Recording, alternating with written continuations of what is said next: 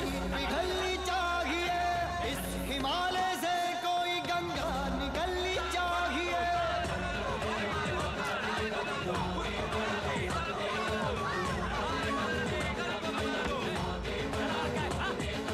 सिर्फ हंगामा खड़ा करना मेरा मकसद नहीं, मेरी कोशिश है कि ये सूरत बदलनी चाहिए।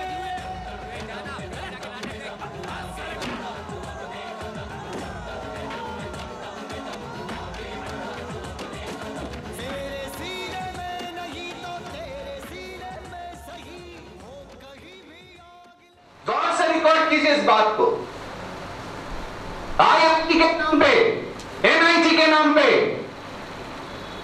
सेंट्रल गवर्नमेंट यूनिवर्सिटी के नाम पे, JEE एग्जाम के नाम पे और दूसरी सेंट्रल गवर्नमेंट यूनिवर्सिटीज की तैयारी के नाम पे जिस तरह की व्यवस्था बनाई गई और 14 लाख घरों को ग्रसित किया गया, अगर उन 14 लाख बच्चे बच्चियों के फॉर्म को उन 1000 रुपए से कैलकुलेट किया जाए, इसके पैसे से उन्होंने अपने फॉर्म को खरीदा, तो 1,40 करोड़ रुपया के तकरीबन पैसा जनरेट होता है भारत सरकार को।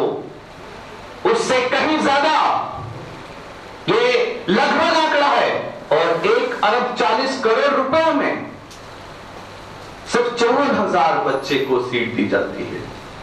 अगर ये सरकार जागरूक हो जाए तो उस फॉर्म से जितना पैसा आता है, उस फॉर्म से जो पैसा उनको हासिल होता है, उतने ही पैसे से कई NIT और कई IITs बनाई जा सकती हैं हर साल, उनका निर्माण किया जा सकता है। लेकिन वो चाहते नहीं हैं। वो तो करप्शन कम है सरकार का, लेकिन सरकार को 1000 रुपए का फॉर्म बेचकर आपको एक दिशा देने की कोशिश कर रही है, लेकिन वही सरकार ये नहीं देख रही है कि इस उसके एक डिमेरिट में आप कछुओं को, आप बच्चों को, आप मासूमों को घर से पलायन करने पे मजबूर कर दिया है।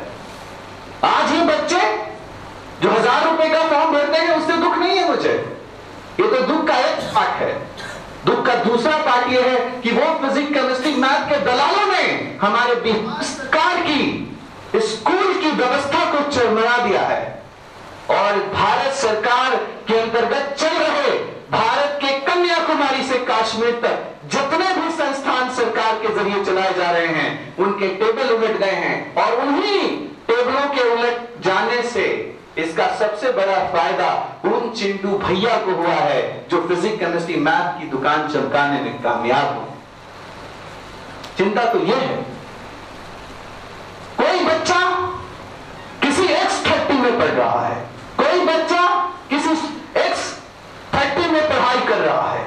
उस X30 वाला बच्चा से जब आप मिलते हैं तो लोग माला और हार लेकर जाते हैं। मैं उस X30 पढ़ाने वाले जितने भी चोर लोग हैं, गौर से सुनिएगा, वो X सुपर 30 पढ़ाने वाले जितने भी चोर लोग हैं, उन चोरों से पूछना चाहता हूं कि ऐ चोरों, मुझे उनका नाम बताओ जो तुम्हारी X30 में रजिस्टर्ड होकर पढ़ रहे थे। मुझे ये बताओ, जो पढ़ रहे थे वो क्या तुम्हारे यहां 11 महीना इन हाउस रहकर पढ़ रहे थे? Are you sure you are criminal? अगर तुमने कह दिया हां कि मेरे यहां रहकर पढ़ रहे थे, मैं तुम पर क्राइम एक्ट केस लगाऊंगा। श्योर हो कि तुम कह दोगे कि हां, ये बच्चे, ये मासूम बच्चे मेरे यहां 11 महीना रहकर पढ़ रहे थे, मैंने इन्हें चुनकर भारत से लाया, बिहार की भूमि से लाया और इन्हें यहां रखकर पढ़ाया है। जो माँ बाप इतना प्राउड फील कर रहे हैं कि मेरा X30 में बच्चा सेलेक्ट हो गया है, वो क्रिमिनल है और उनको पढ़ाने वाले दूसरे क्रिमिनल हैं, और दोनों के जो कर रहे हैं, मरने से पहले उनको छोड़ूंगा नहीं। क्राइम क्या है नहीं, क्राइम क्या है नहीं समझे आप? क्राइम तो यह है कि भारत सरकार के कानून के अंतर्गत अगर कोई बच्चा 60% का अटेंडेंस अपने स्कूल में नहीं देता है तो वो बच्चा या बच्ची +2 में अपीयर नहीं हो सकता।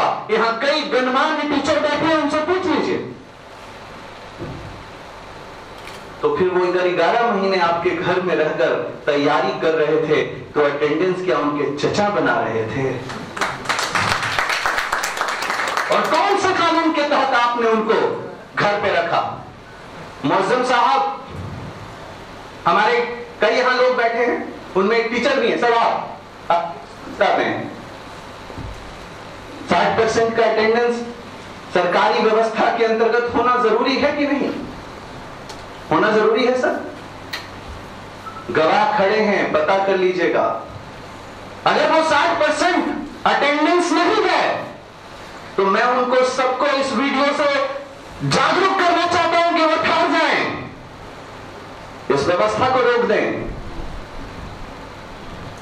वरना मैं कोर्ट का दरवाजा खटखटाऊंगा, मजबूर हो जाऊंगा, कोर्ट जाऊंगा उनके खिलाफ। मरने से पहले उन सबको कोर्ट में आकर जवाब देना होगा कि किस X30 से पढ़कर उन्होंने कौन सा कोर्स हासिल किया है। मैं रिक्वेस्ट करता हूं आप सबसे कि हमारे साथ आइए। ये जंग है, ऐलान है जंग। ये कोई धंधा नहीं है साहब जो रोजमाइन कर रही है। ईमान का आखिरी दर्जा है आपका। अगर आपका रूह सोया हुआ है तो आप ईमान से खारिज हैं। आपको मैं अपनी आंखों को कैसे काबू? यह आंखें जो तुम देख रहे हो, जो तुम्हें दिख रहा है, वो सब गलत है। मेरे जीते जी मुझसे नहीं होता ये। इस चरमराई व्यवस्था के खिलाफ आवाज का नाम है रोजमाइन। और आप सब बच्चे हैं, आप घर जाके सोचिएगा मेरी बात को कि अगर 11 महीने कोई कोचिंग में रहा तो अटेंडेंस किसने बनाया? यहां तो 11 महीना जो दिख रहा है, कई बच्चे से पूछिएगा कहां पढ़ते हो? लालू मंडल हाई स्कूल। कहां है ये तो नहीं पता सर, चिंटू सर रजिस्ट्रेशन कराए थे। क्या मैं गलत हूं बच्चे?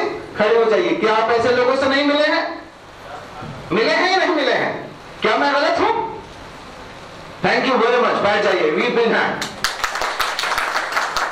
कन्याकुमारी से कश्मीर तक करप्शन चल रहा है और नेता मुद्दे की तलाश में है। अरविंद केजरीवाल के पास मुद्दा की क्राइसिस है। मैं उनको यह मुद्दा इस वीडियो के जरिए दे रहा हूं। अरविंद केजरीवाल जी, प्लीज, आपसे मुझे बहुत उम्मीदें थी, हैं भी, अगर आप मेरी आवाज बनते हैं तो। मोदी जी से भी मुझे लगा था इस देश में एक ऐसा नेता आया है, लेकिन मैं उनसे भी रिक्वेस्ट करता हूं कि इसकी जांच कराएं। इस पर 2 रुपए का पेट्रोल चोरी हो गया।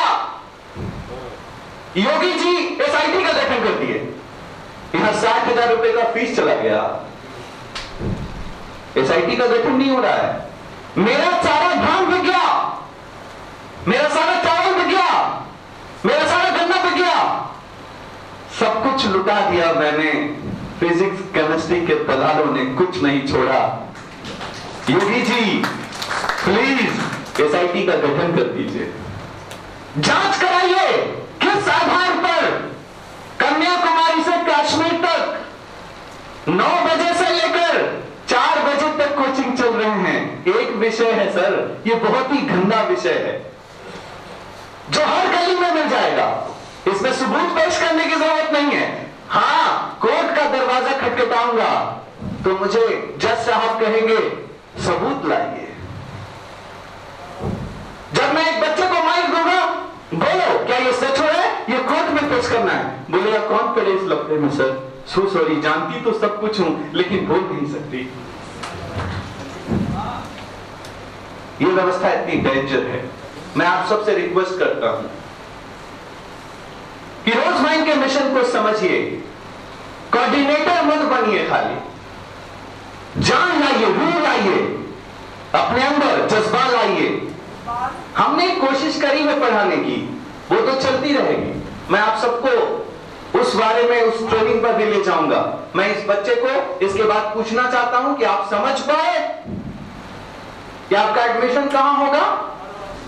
अगर यहां नहीं हुआ तो झोला छाप में होगा, और यहां हो गया तो सब कुछ ठीक हो गया, और यहां से पहले अगर हो गया तो आप हीरा बन गए। बस यही काउंसलिंग समझनी है आपको। कोई सवाल है आपको मन में? एडमिशन कहां होगा? यूनिवर्सिटी में। एक बार सब लोग दोहरा दीजिए, एडमिशन कहां होगा?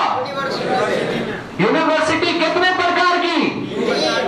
पहली, दूसरी, तीसरी, झोला छाप।